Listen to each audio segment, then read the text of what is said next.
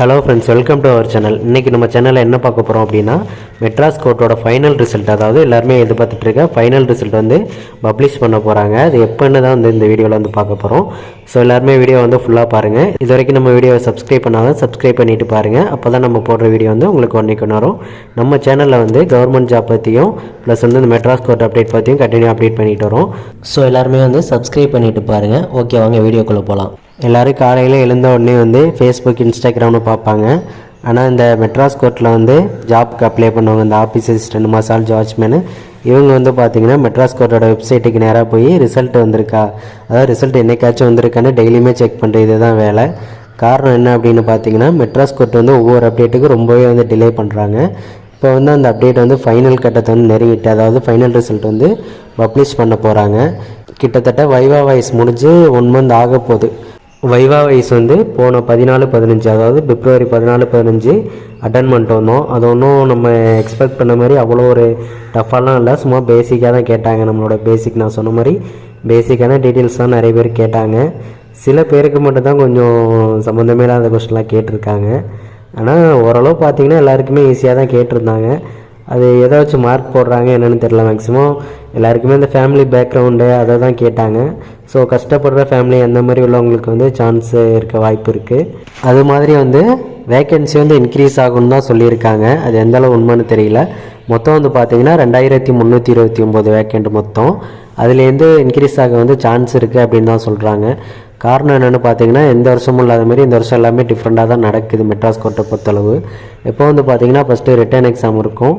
அதுக்கப்புறம் வந்து பார்த்திங்கன்னா ப்ராக்டிக்கல் இருக்கும். ரிட்டனில் செலக்ட் ஆனவங்க ப்ராக்டிக்கலு, அதுக்கப்புறம் வந்து வைவா வைஸு, அதே செலக்ட் ஆனவங்களுக்கு சர்டிஃபிகேட் வெரிஃபிகேஷன். ஆனால் இந்த வருஷம் பார்த்திங்கன்னா ஃபஸ்ட்டு ரிட்டன் எக்ஸாமு, அடுத்து வந்து எடுத்தோடனே சர்டிஃபிகேட் வெரிஃபிகேஷன் போயிட்டாங்க. அதுக்கடுத்து வந்து பார்த்திங்கன்னா வைவா வைஸ் வச்சு இந்த மாதிரி டோட்டலாகவே டிஃப்ரெண்ட்டாக தான் பண்ணாங்க. அது மாதிரி 2 இதில் நீங்கள் வந்து செலக்ட் ஆகிருக்கீங்க அப்படின்னா, இப்போ வந்து ஆஃபீஸ் அசிஸ்டண்ட்டு ப்ளஸ் வாட்ச்மேன், இந்த மாதிரி ஒரு 2 இதில் நீங்கள் செலக்ட் ஆகிருக்கீங்க அப்படின்னா கண்டிப்பாக உங்களுக்கு வந்து ஒரு 90% சான்ஸ் இருக்குது. ஏன்னா 2இல் செலக்ட் ஆகிருக்குன்னா ஏதாவது ஒன்றாவது உங்களுக்கு வந்து கிடைக்க சான்ஸ் இருக்குது. அது மாதிரி ப்ரியாரிட்டி சர்டிஃபிகேட் வச்சுருக்கவங்களுக்கும் கண்டிப்பாக வந்து சான்ஸ் வந்து நிறையவே இருக்குது. ப்ரியாரிட்டி சர்டிஃபிகேட் இருந்துச்சு அப்படின்னா. இந்த ரிசல்ட்டுக்காக இந்த ப்ராசஸ் வந்து கிட்டத்தட்ட 2 வருஷமாக நடந்துக்கிட்டு இருக்குது. 2024 ஏப்ரலில் தான் இந்த நோட்டிஃபிகேஷன் வந்துச்சு. அதுலேருந்து இப்போ 2026 ஏப்ரலுமே வரப்போகுது. கிட்டத்தட்ட 2 வருஷம் அந்த ஒரு ப்ராசஸ் வந்து இப்போ ஃபைனல் ஸ்டேஜுக்கு வந்துட்டு இனிமேல் ஒன்று தான் அது ரிசல்ட் வரணும், ஃபைனல் ரிசல்ட்டு. அது வந்து எப்படி வரும்னு பார்த்தீங்கன்னா, நிறைய பேர் சொல்கிறாங்க வந்து இந்த மாதிரி மெசேஜ் வரும், கால் வரும். அது பட் ஆனால் எப்படி வரும்னா, சேம் வெப்சைட்டில் தான் வந்து பப்ளிஷ் பண்ணுவாங்க. வெப்சைட்டில் பப்ளிஷ் பண்ணிட்டு அதில் யார் யார் செலக்டாக இருக்காங்களோ அவங்களுக்கு வந்து நோட்டீஸ், அதாவது லெட்டர் வரும். வீட்டு அட்ரஸ்க்கு வந்து நமக்கு வந்து லெட்டர் வரும், இந்த மாதிரி செலக்ட் ஆகிட்டீங்க அப்படின்னு சொல்லி. அதை கொண்டு நம்மளோட டிஸ்ட்ரிக்டில் நீங்கள் எந்த டிஸ்ட்ரிக் அப்ளை பண்ணிங்களோ அந்த டிஸ்ட்ரிக்கு கோர்ட்டில் வந்து கொடுத்துட்டு நம்ம வந்து அதில் வந்து ஜாயின் பண்ணிக்கலாம் ஒர்க்கில். அவ்வளோதான்.